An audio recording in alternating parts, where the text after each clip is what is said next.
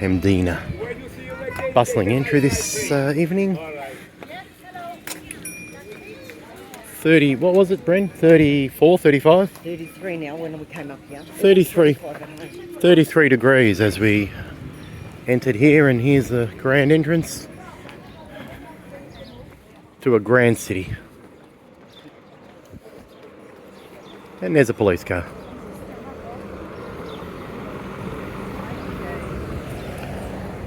El Foster Mdina, the surrounds. I remember when we first used to come here, 2009, there was rubble everywhere, rubbish, cats running around. Look at it now. Lawns preserved, gardens, there's olive trees around the other side. How nice.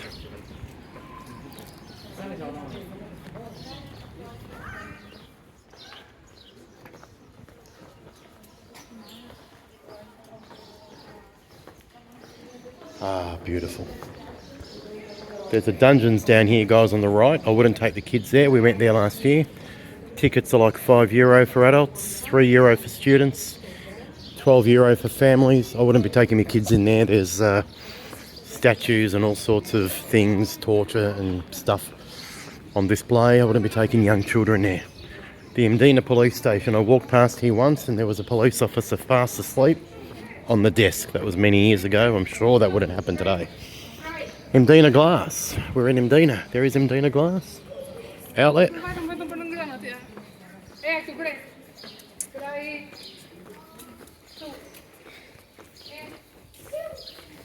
I'm not the only one taking videos, man.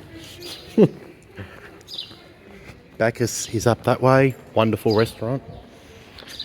But we're heading to Coogee. Look at this lovely place. People are living here.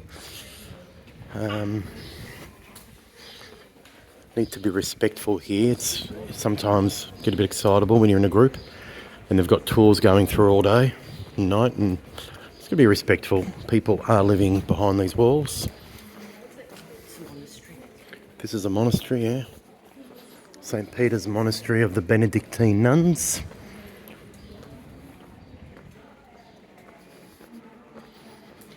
Wonderful residents, wonderful taverns and restaurants around here. Geez, it's good to be back. The Mdina experience is a well worth while guide to do here. I'm not sure of the cost. We did it many years ago.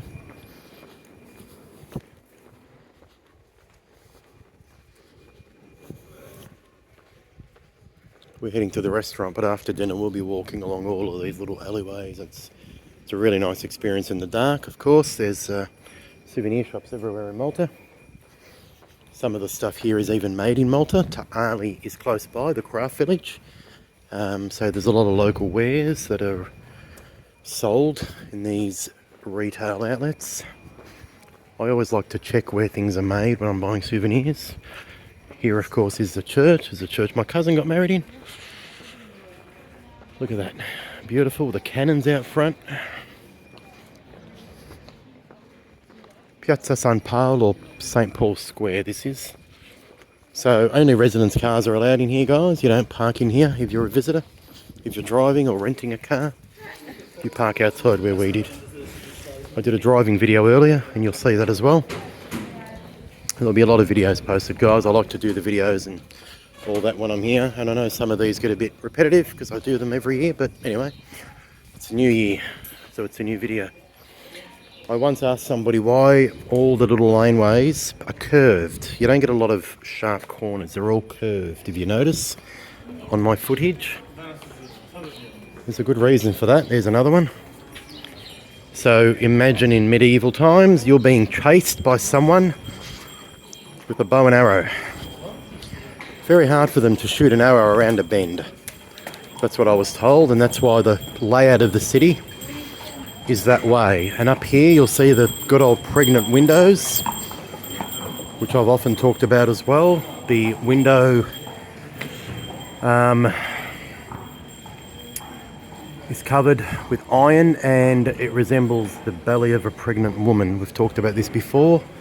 pregnant windows. The idea is that in the old days, when the knights are defending the city and they're getting invaded, the invaders would squat here under these windows, and as the wives and children would poke their head out to see if it's clear or whatever, they'd get snatched and taken away to slavery and whatever else, whatever other horrific things happened. Hence the design of the pregnant window. Ingenious. People could open a window, get out, get some fresh air, check to see what's happening in their street, check the safety and so on before emerging. So, very Maltese, very ingenious. I'm sure they appear in other parts of the world. I've seen them in Valletta.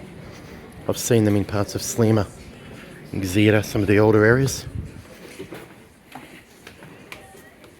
And just in that time, guys, it's taking me 6 minutes to walk right through from the front and right through here to the back. The back wall, I'm going to show you quickly. I'm going to pause this and show you quickly the view. And there we have it. Views of half of Malta. Right through, I can see the Mediterranean. I can see the Mercury Tower dead ahead. Ah, beautiful. St. Julian's down there. Bahar Chat all the way around. What a beautiful place. Very lucky to be here again.